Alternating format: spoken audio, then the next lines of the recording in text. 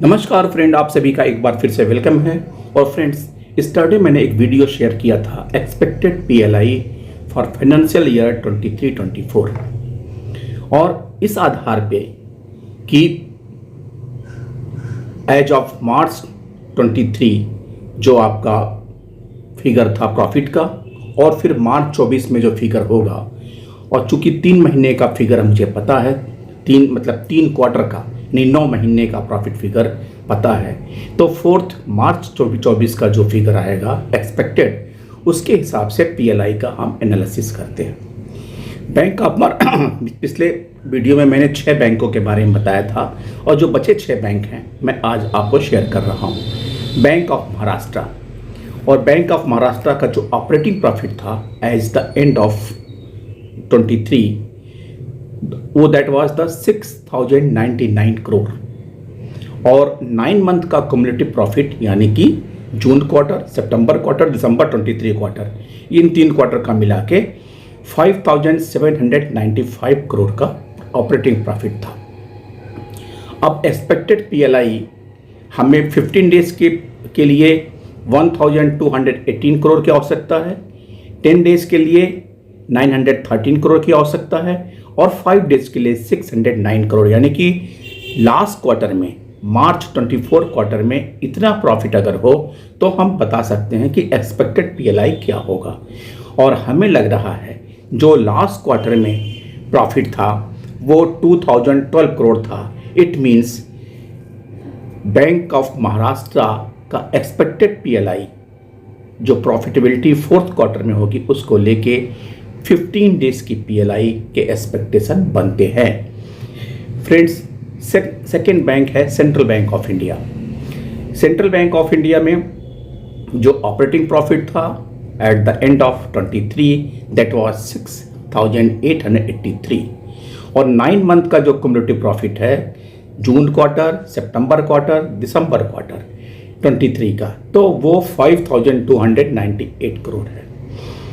अब अगर 4th quarter में जो हमारा प्रॉफिट है वो अगर 15 डेज का हमको पीएलआई लेना है तो 2617 करोड़ का, 10 डेज का लेना है तो 2273 करोड़ की आवश्यकता है और 5 डेज के लिए 1929 की आवश्यकता है। और जो लास्ट क्वार्टर में यानी कि जो दिसंबर क्वार्टर में प्रॉफिट आया था वो 1931 था। इट मीन्स हम एक्सपेक्ट कर सकते हैं कि अगला जो प्रॉफिट दिसंबर में होगा वो 2200 से लेके 2500 के बीच में रहने की उम्मीद है, और अकॉर्डिंगली एक्सपेक्टेड पीएलआई हम 5-10 डेज का एक्सपेक्ट करते हैं सेंट्रल बैंक ऑफ इंडिया के लिए। और हमारा जो थर्ड बैंक है that is the Punjab and Sind bank. तो पंजाब एंड सिंध बैंक का जो एंड ऑफ 23 जो प्रॉफिट था दैट वाज 1450 करोड़ और 9 मंथ का क्युमुलेटिव प्रॉफिट वाज 794 करोड़। अब एक्सपेक्टेड पीएलआई के लिए हमें अगर 15 डेज का पीएलआई चाहिए तो 873 करोड़ की आवश्यकता है, 10 डेज का चाहिए तो 801 करोड़ की आवश्यकता है और 5 डेज के लिए चाहिए तो 728 करोड़ की आवश्यकता है। और जो उनका प्रॉफिट था वो जून क्वार्टर में 257 करोड़, सितंबर क्वार्टर में 260 करोड़ और दिसंबर क्वार्टर में इट वाज 277 करोड़। तो ऐसा नहीं लगता है कि 4th क्वार्टर में बहुत ज़्यादा जंप होने की आवश्यकता होगी प्रॉफिट में। सो हमारे एक्सपेक्टेशन के हिसाब से ज़्यादा 5 डे के लिए पीएलआई आ सकता है, अथवा अगर 728 करोड़ से कम होता है तो नील पीएलआई होने की भी संभावना है in case of Punjab and Sind bank. Next bank है friends Indian Overseas Bank. Indian Overseas Bank का परफॉर्मेंस अच्छा चलता है और at the end of the 23 it was 5942 crore और 9 month profit cumulative 4802 crore. So we expect the profitability of the last quarter will also touch near about the 1800 crores. So we expect PLI for 10 days for the Indian Overseas bank. Next bank हमारा UCO bank, और UCO bank का profit जो operating profit था eight the end of December 23 it was 4,340 crore और 9 month का cumulative profit 3,537 crore. और expected PLI for 15 days हमें profit चाहिए 1,154 करोड़ का, 10 डेज का चाहिए तो 937 करोड़ का, और PLI 5 डेज चाहिए तो 620 करोड़ का। अगर IOB का हम परफॉर्मेंस देखें क्वार्टर वाइज तो जून क्वार्टर में इट वाज 1,345, सितंबर क्वार्टर में इट वाज 1,677 और दिसंबर क्वार्टर में इट वाज 1,780 करोड़। यानी कि we expect the profit of more than 1,154 crores. So we expect the PLI for UCO Bank that will be the 15 days salary. यानी कि PLI 15 डेज की होने की पूरी संभावना है यूको बैंक में। नेक्स्ट बैंक फ्रेंड्स हमारा bank of India.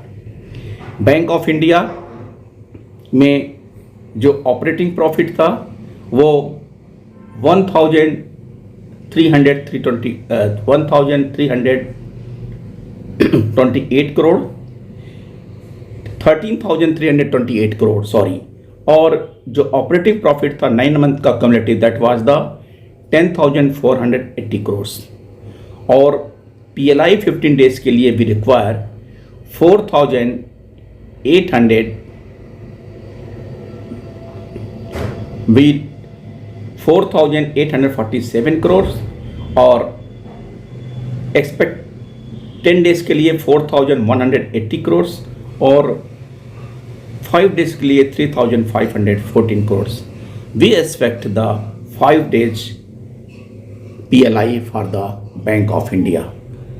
So friend, एक समरी इसके हिसाब से है कि किस बैंकों का क्या होगा, तो हम देखें तो SBI for 5 days, bank of Baroda for 10 days, Canara for 10 days, Union Bank 15 days, PNB 10 days, Indian Bank 10 days, bank of Maharashtra 15 days, Central Bank 10 days, IOB 10 days, Punjab and Sind bank 5 days are nil, UCO bank 15 days और bank of India 5 days.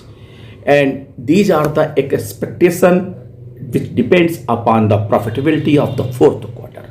So ये एक expectation है, इसमें फेरबदल की संभावना है लेकिन ज़्यादा गुंजाइश नहीं है। थैंक यू फ्रेंड्स, नमस्कार।